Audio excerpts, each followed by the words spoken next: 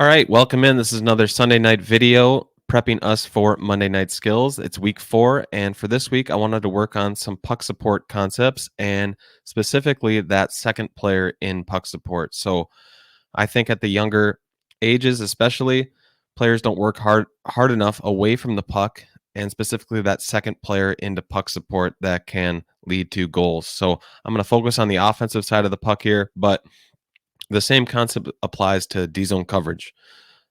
So the first clip we have is a clip from Buffalo against Colorado. Very basic, just dump in play here. We have good pressure on our F1.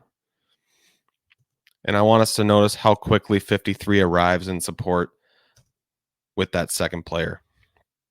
So the puck's going to bounce to him, and it leads to a goal.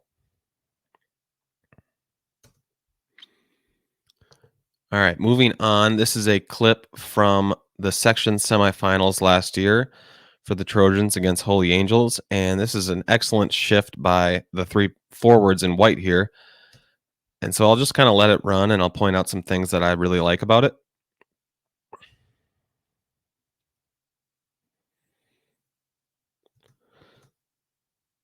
So this is the only thing I don't like about this clip is we have 14 kind of on an island here. So I'd like 5 or 16 to communicate on who's going to be that second quick player in there.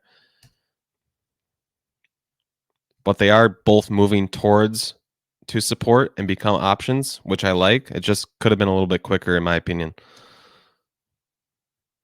Puck's going to come to 5. We get a chance. 14 gets open as an option. We're constantly hunting the puck. 5's going to get in there to help.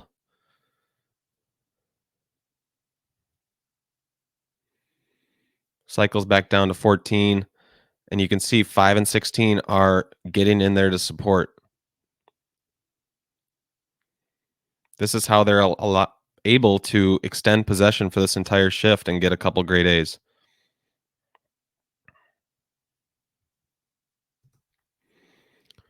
All right, so we can move on to our game against Edina last year, and I think it's the same 3 players, and there's no surprise that they were one of our most successful lines last year. Make this bigger. So 16 gets in on the forecheck. 14 is really on time there with his support. He wins the puck. Now 16 is going to get in trouble, and the minute 5 recognizes that, he's in there to help. Keeps the puck, and we eventually lose it and get out. But so the whole idea behind this is we don't want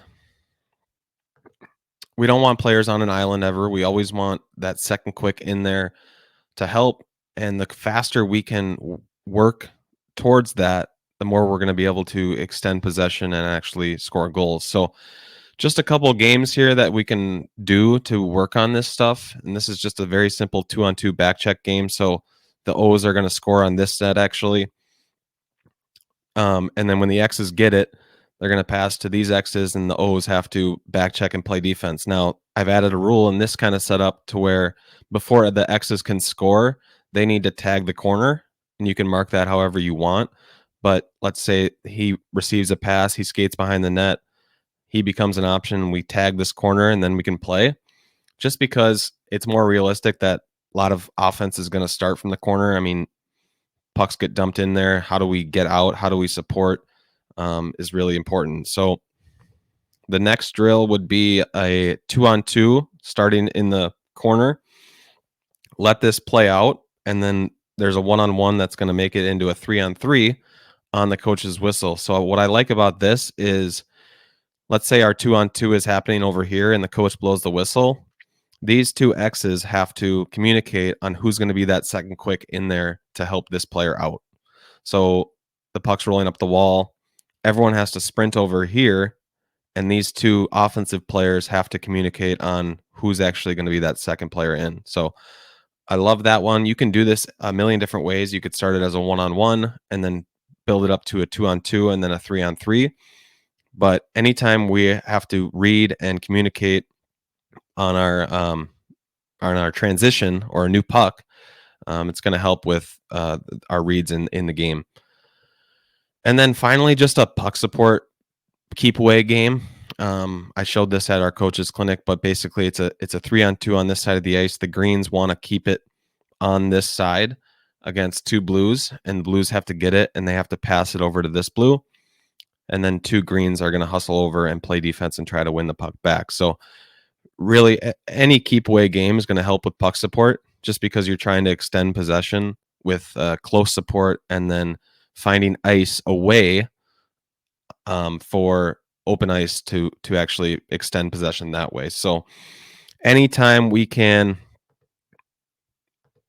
do keep away games, I've mentioned it before, keep away games are my favorite drills to do, just because they can work on a million different things, but specifically that puck support aspect and how do we extend possession, and when we extend possession, that usually leads to chances and goals. So we'll see you tomorrow night. We are going to touch on some of these concepts, and if you have any questions, please reach out, hockeyops@wayzatahockey.org. Thank you.